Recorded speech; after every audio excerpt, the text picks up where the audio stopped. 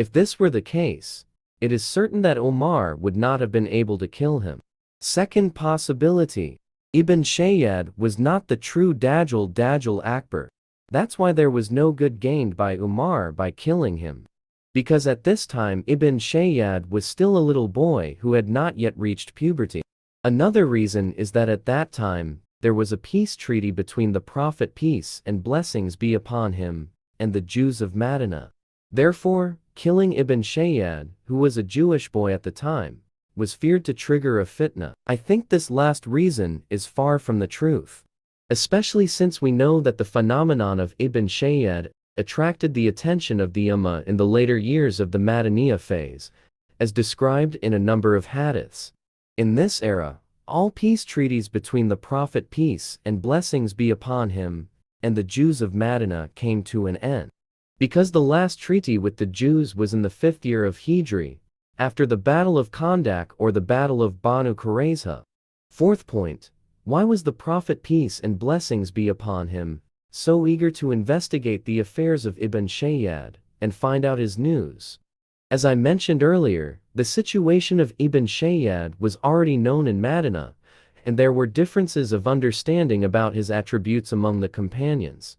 It was for this reason that the Prophet peace and blessings of Allah be upon him in his position as Imam and Prophet of the Muslims. Whether what happened to him was a form of shamanism, or whether there was satanic intervention that possessed him. This can be explained by the Prophet's strong desire to know the nature of Ibn Shayyad, because this step was one of the efforts to uncover unclear conditions that were feared to have a destructive power, and a source of spreading fitna among Muslims if allowed to continue. Issue: why did the Prophet peace and blessings of Allah be upon him not give a ruling on the nature of Ibn Shayyad, so that the matter would be clear to the companions?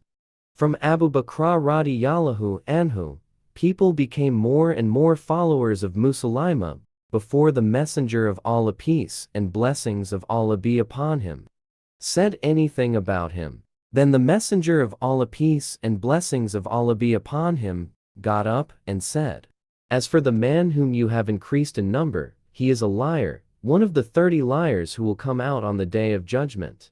Indeed, there is no country in which the threat of the Messiah Dajjal will reach him except Medina. For every path in the hills at its entrance is guarded by 2 angels who ward off the threat of the Messiah Dajjal." Ibn Hibban in his Sahih, Book of At-Tariq, Hadith, No. 6652. A corroborating fact on this hadith talks about the fitna Musaylima al-Kadzab. Looking at the redaction, we find that the companions talked a lot about this person. There is not a single statement from the Prophet peace and blessings of Allah be upon him, except that he explained the nature of this man. Musaylima was a liar al-Kadzab out of 30 liars, and the last one was the Messiah Dajjal. This hadith describes the Prophet's peace and blessings of Allah be upon him method of dealing with these liars. It explains their nature so that their affairs do not confuse many people. As for the story of Ibn Shayyad, it has been sahihly reported that the Prophet peace and blessings of Allah be upon him was tawak silent about him. He did not decide whether Ibn Shayyad was the Dajjal or something else. We do not know of any report that mentions a change in the Prophet's tawak, specifically until after the arrival of Tamim may Allah be pleased with him.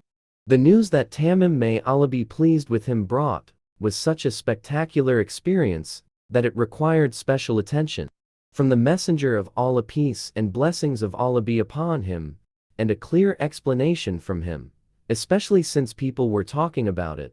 The urgency of explaining the nature of Ibn Shayyad is stronger than the urgency of explaining the nature of Musaylima for the following 2 important reasons.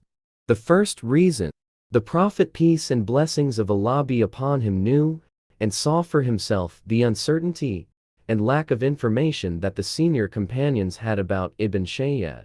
He heard Umar radiyallahu anhu swear with certainty that he Ibn Shayyad was the Dajjal, and it is possible that other companions of his also swore this oath in the presence of the Prophet. Peace and blessings of Allah be upon him. We have also observed the attitude taken by Abu Dar radiyallahu anhu. We will also observe the attitude taken by Hafsa and Ibn Umar, may Allah be pleased with them. If so, then the majority of the companions and their leaders were uncertain about their attitude towards Ibn Shayyad, because they had not received information from the Prophet, peace and blessings of Allah be upon him. This situation required a clear and definite explanation of the person's condition. The second reason. It is well known that Ibn Shayyad's fitna took place in the heart of Medina, so this fitna had a close connection with the conscience of the companions. Moreover, there were indications that the fitna of Ibn Shayyad was similar to the greatest fitna on earth. The allegations that spread around the fitna had seized the minds of the companions. Themes about Ibn Shayyad dominated their conversations. It was different with the fitna of Musaylama, because it happened very far from the city of Medina. The question that arises here is, why did the Prophet, peace and blessings of Allah be upon him, not make a decision about Ibn Shayyad's situation, as he did in the story of Musaylama, when the urgency of making this decision was more important than Musaylama? This question is answered.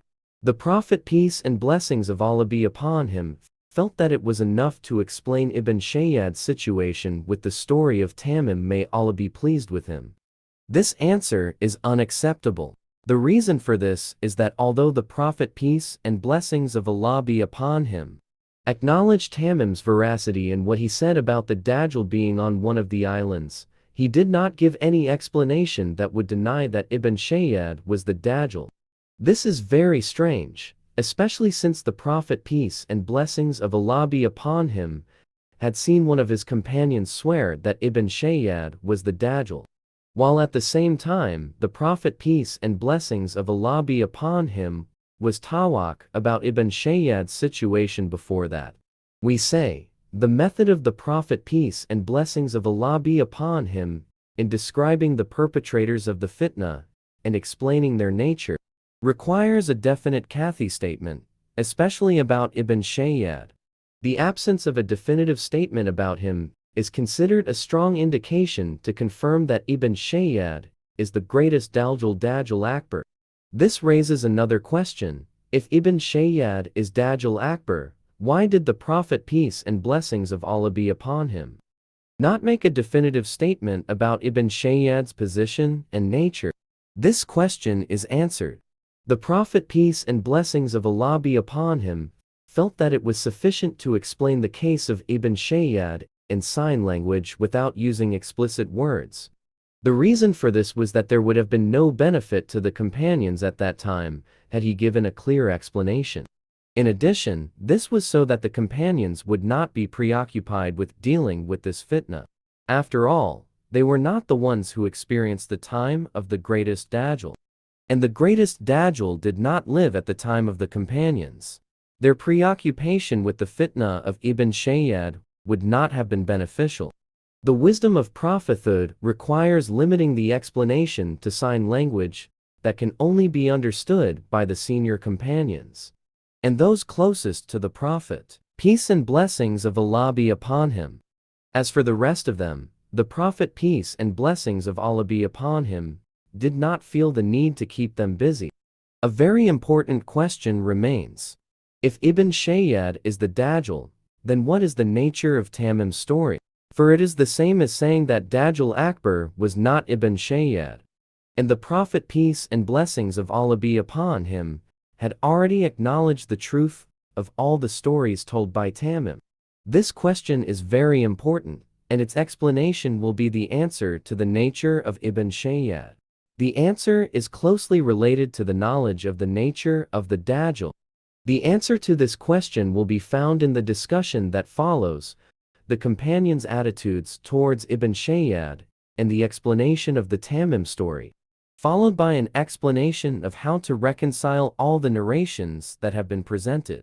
2. Ibn Shayyad and the noble companions.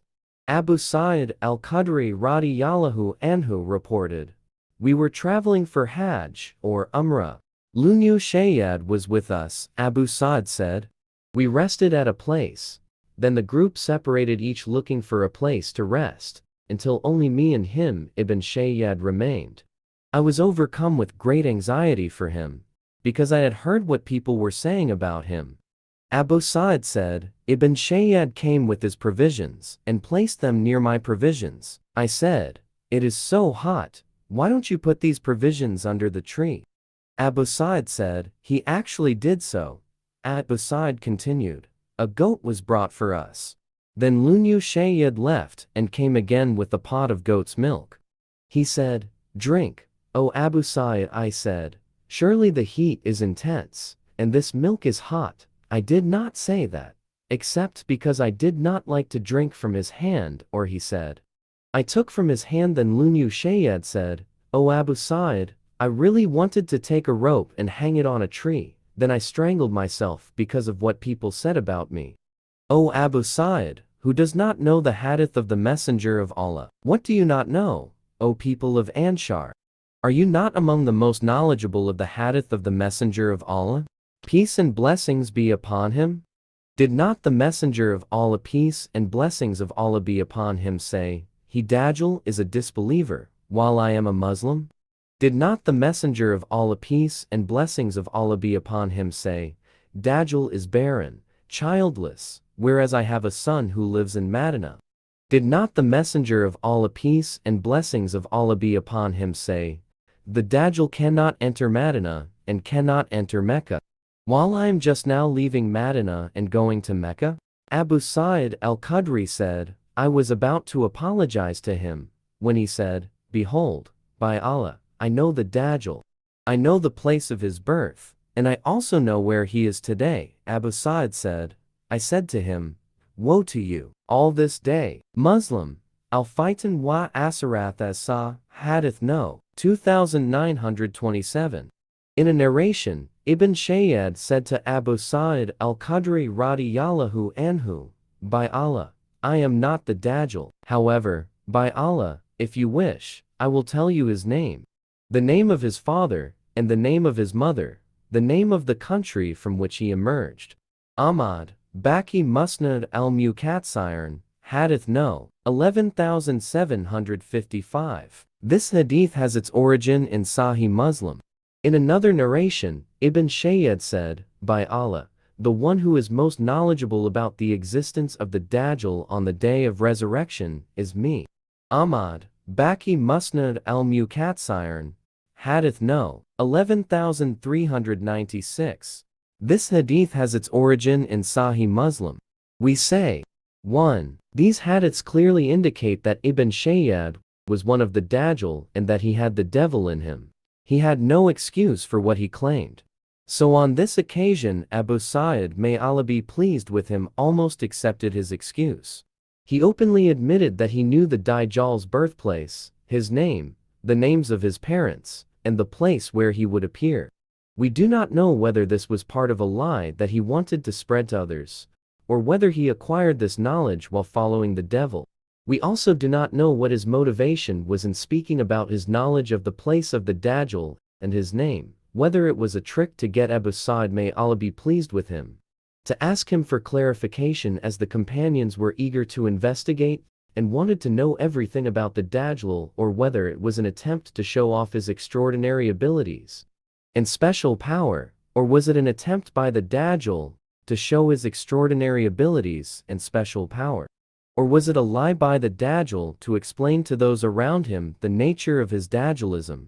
Or was there some kind of connection between the Dajjal, who lived in Madinah, and the greatest Dajjal? Just as there is a connection between Satan and his followers from among the army of Satan. 2. It is clear from the speech pattern of this story that the majority of the companions believed that Ibn Shayyad was the Dajjal. If I add to this that there is not a single narration to the best of my knowledge from any of the companions that contradicts this belief, it means that he is not the Dajjal. Furthermore, we find ourselves dealing with companions who believed, and some of them even swore, that Ibn Shayyad was the Dajjal. Yet we have not been presented with a single report from them that denies this. Hence, the belief that Ibn Shayyad was the Dajjal resembles the Sukuti consensus agreement by silence of the noble companions. 3. It is clear from the speech pattern of the story that Ibn Shayyad was trying to deceive the people around him. It is also conceivable from the speech pattern of the story that the incident occurred perhaps during the caliphate of Abu Bakr, may Allah be pleased with him, or perhaps during the caliphate of Umar, may Allah be pleased with him. The question that arises then is, why did one of these two caliphs not punish Ibn Shayyad for this behavior? Had he not tried to spread fitna among the Muslims? Indeed, if he was not the Dajjal, and that is what these two caliphs believed, then he was lying.